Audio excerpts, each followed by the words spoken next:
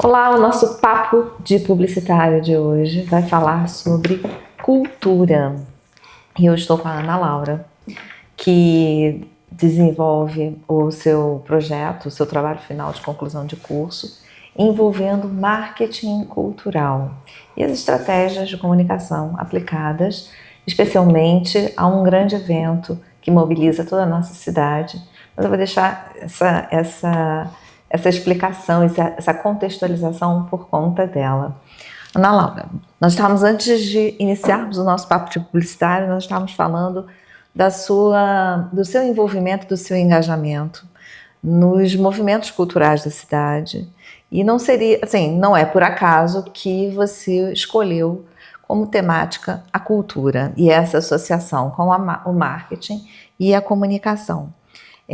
Primeiro, contextualiza a sua história de vida dentro da cultura da cidade de Petrópolis. Então, eu comecei a dançar na Bauer com 6 anos. E aí eu me encantei, eu me apaixonei. Eu nunca parei de dançar desde que eu comecei. Desde os 6 anos eu nunca parei. Eu nunca tive, não dancei o ano. Não, os únicos anos que a gente ficou parado foi a pandemia, né, que não teve. Mas eu sempre tive isso da dança e da cultura muito forte. A minha família é descendente, a família por parte de pai é descendente.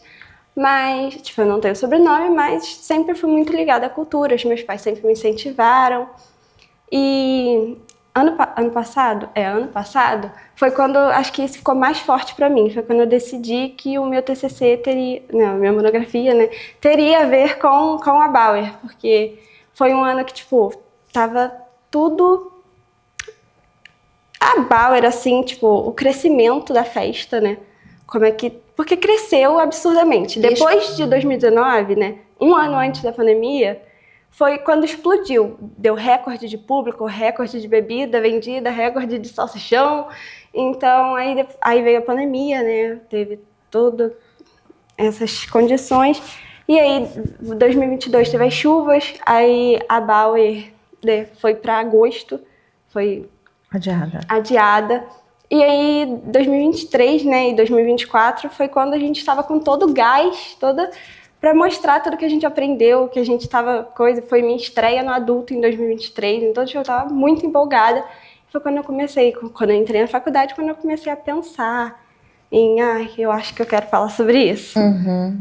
E você, especialmente no ano, acho que foi esse ano que você ganhou um título. Foi ano passado. Fala um pouquinho sobre esse título. Quer dizer, esse título você carrega consigo para sempre ou você vai passar essa faixa de Miss? Não, para sempre é minha, e também foi uma forma de homenagear o bicentenário, né? Que aconteceu há muito tempo. E aí foi quando eu recebi essa faixa de Miss em 2024.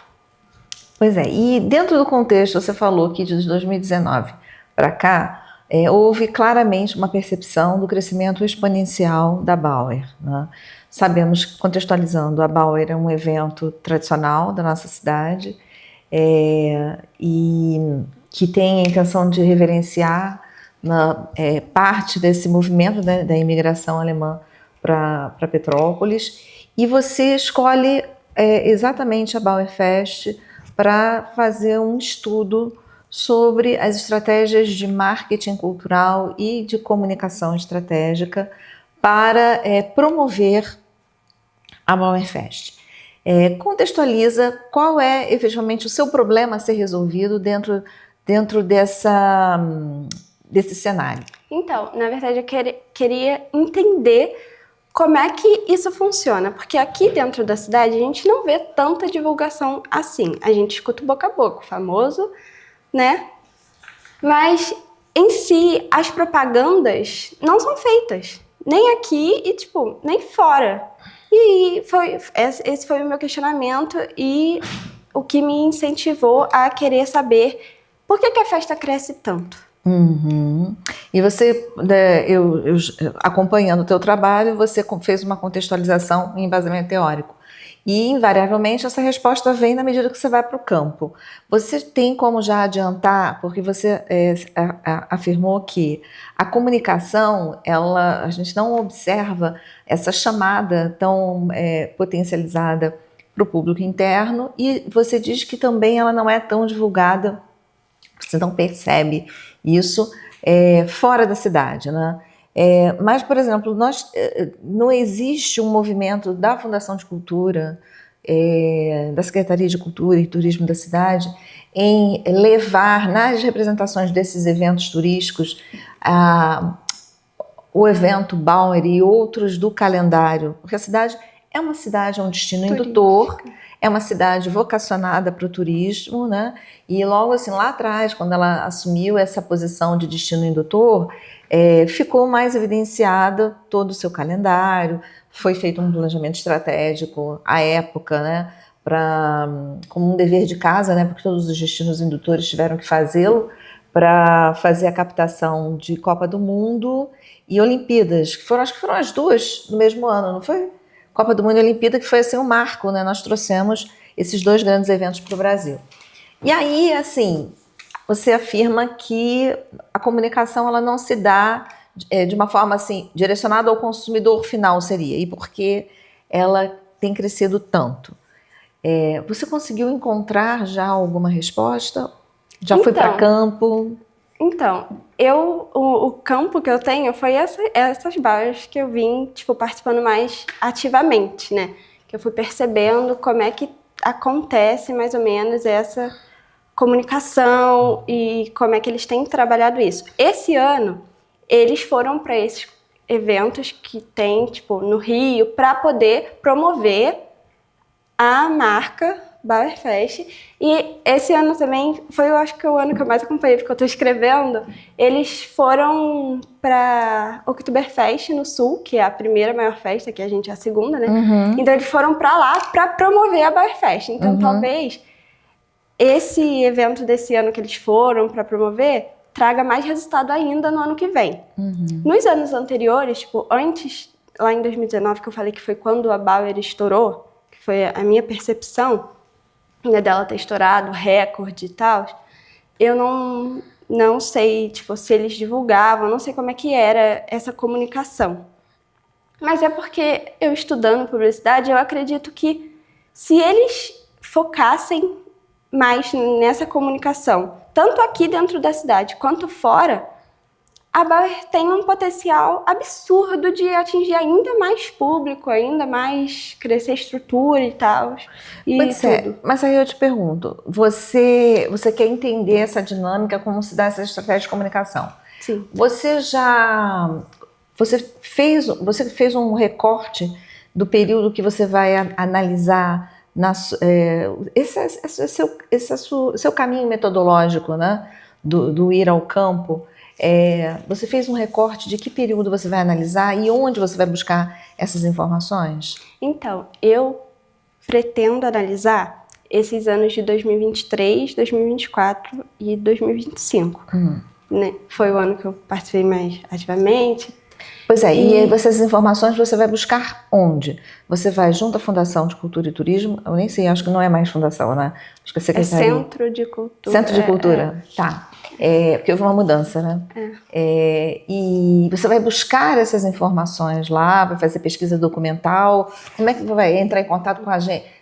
Atualmente existe uma agência de comunicação que cuida da conta da Bauer ou é a Ascom da prefeitura que faz? Então, tem essa da prefeitura, só que o que ficou famoso também lá em 2019 foi um perfil que eu trouxe até a Fernanda para palestrar, que foi ela que criou o perfil, e aí foi quando do Instagram, e aí foi quando lá é divulgado todas as informações, porque a prefeitura em si não tem um canal só do Instagram, eles criam vários Instagrams, vão publicando várias coisas, e não é uma coisa ali, né, 100% confiável. Então, tipo assim, as informações que a gente tem é nesse perfil que foi criado pela Fernanda. Então, você está informando que o perfil no Instagram, em grande parte, a sua percepção é de que é mais evidente e é mais relevante que as outras estratégias de comunicação que possam existir, ofertadas pela própria fundação, pelo Centro de Cultura. Pelo Centro de Cultura e pela Prefeitura. Agora, Infelizmente, né? Pois é. E você fazendo pesquisa documental, buscando informações junto... Você já entrou em contato com alguém lá no Centro de Cultura? Então, eu tenho alguns contatos, mas eu ainda não fui a fundo buscar. Você ainda não foi fazer pesquisa de campo? Não. Pois é, dando alguns passinhos para trás, né, falando um pouco sobre esse embasamento teórico. Qual a relação da cultura com o marketing? E de que forma você acredita, ou não, que o marketing potencializa a cultura de uma região, de uma cidade, de um país? Então, esse famoso marketing cultural são as estratégias, né, que as marcas usam para se promover dentro da cultura da cidade.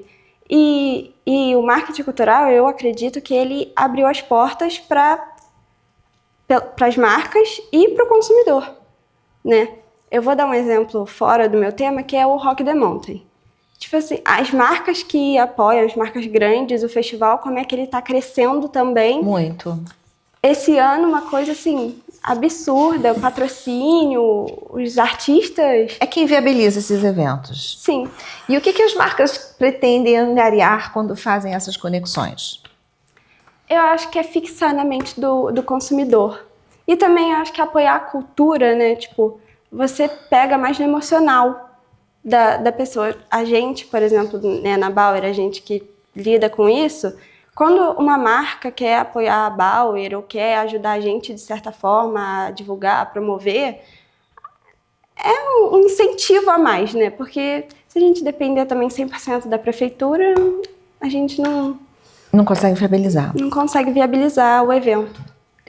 Quais são, você se recorda quais foram as marcas que patrocinaram, que ficaram evidenciadas nesse ano na Bauer? Então, tem a Império, que era patrocinadora oficial. Uhum. Teve até aquela história do chapéu da Brahma, que a Brahma fez essa promoção dos chapéus, e aí... As pessoas ficaram bem... Quer dizer, o pessoal que atua na área ficaram bem chateados, né?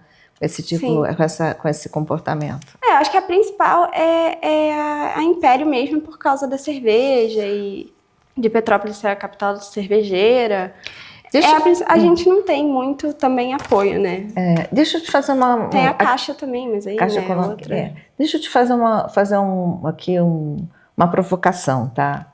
E assim, eu ouço muito algumas pessoas falando o seguinte, que a Bauer tinha perdido a essência e tinha se tornado uma festa só para as pessoas beberem e comerem. E aí, quando a gente está falando na questão de marketing cultural, isso é uma provocação no sentido de um esvaziamento do produto cultural, que seria uma festa que tem a intenção de enaltecer e elevar elementos da cultura, e que isso estava se restringindo única e exclusivamente das pessoas perderem a essência da proposta do evento, e as pessoas se tornam um evento de comer e beber, de comes e bebes. O que você acha disso? Você concorda ou não? E de que forma você acha que isso poderia ser... Porque é um risco, né? É um risco. E talvez seria um risco provocado por essa potencialização de trazer muito público e de repente a gente ter que entregar essa coisa de que tem que se entregar no produto mercadológico o que a demanda expecta, e antes de atender o seu próprio objetivo, a sua essência, que é promover cultura. Tudo bem, não vou tirar o mérito de que comidas e bebidas também são elementos que integram a cultura. Mas na perspectiva do que está acontecendo, que a festa única e exclusivamente, né, as apresentações se foram mais restritas, as representações, né, sociais do contexto cultural também estão mais restritas. O que você acha disso? Então, eu acho que esses comentários, assim, foram feitos baseados nesse aumento de público. Isso eu acho que se deu por isso. Em relação à cultura, eu queria muito que fosse mais incentivado mesmo. É igual as apresentações que você falou, A gente dançava realmente muito mais lá em 2019. E era um incentivo, no caso, né? É a prefeitura que banca isso, né? Não tô aqui para criticar, mas é a prefeitura que né, viabiliza, né, e monta a programação do palco com nossas danças, e aí encaixa a orquestra, né? Esse tipo de coisa. Então, eu acho que vem de lá. Eu queria muito que a gente dançasse a quantidade de vezes que a gente dançava, e até mais lá antigamente, né? Tá, então, de uma certa forma, o produto se descaracterizou. Você acha que isso tem a ver com o marketing? Olha que provocação. Olha que provocação. Nossa, eu acho que sim, porque a prefeitura, né, tipo, a cidade quer lucrar. Os comerciantes querem lucrar. E aí... Mas no contexto da Bauer, quem deveria, dentro do sistema mercadológico, do sistema do marketing cultural, quem deveria cuidar do produto cultural e estruturá-lo para ofertá-lo ao mercado, né, para fazer captação de recursos, e quem deveria cuidar desse produto cultural para que ele mantivesse a sua essência cada vez mais e mais? Acho que o Centro de Cultura. Então tem alguém que não está fazendo dever de casa. Ou tá puxando, igual você tá falando, tá usando esse marketing para atrair público e se tornar cerveja e comida. Será que é só cerveja e comida mesmo que o público deseja? Não sei dizer. Valeria uma pesquisa, né? Que, aliás, é um dos elementos que integram o marketing cultural. Fazer pesquisa para saber, né? Uma pesquisa para compreender, ou um estudo antropológico para tentar entender, né? O que acontece. O que o público busca. O que as pessoas buscam, né? Muita gente vem, tem gente que vem para assistir, né, a cultura, as danças, os concursos, mas tem muita gente que vem, né, pelo gastronômico, pela cerveja, porque é muito ofertado, né? São várias mini cervejarias, e aí tem a famosa capital da cerveja que eles montam lá, então... O que o público quer? Não desrespeitando, eu acho muito válido a cerveja, os pratos típicos, eles têm a sua força, né? Mas dentro do produto cultural existe algo para além e que de repente poderia ser feito uma entrega melhor, né? Sim. Enfim, só como uma análise, né, acadêmica, numa perspectiva acadêmica, mercadológica. Acho que vou ter que começar outra pesquisa. Talvez uma outra pesquisa. Então tá, semestre que vem a gente volta para saber quais foram os resultados da sua pesquisa de campo. Então tá. Obrigada. Né? E nós encerramos aqui o nosso papo de publicitário de hoje.